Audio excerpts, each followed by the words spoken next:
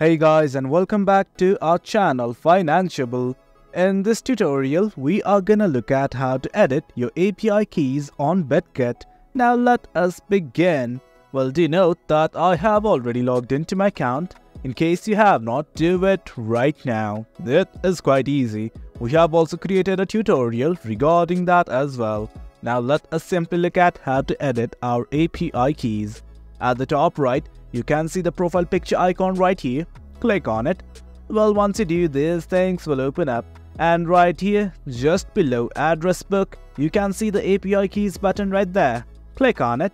And guys, that is it. These are our API keys. Now let's simply say I want to edit one right here.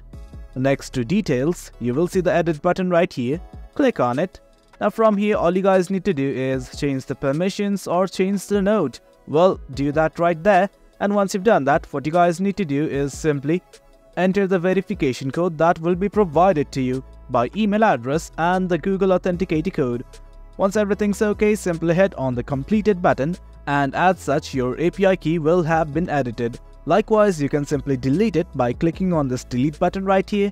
Similarly, you have to enter the verification codes right here and click on confirm.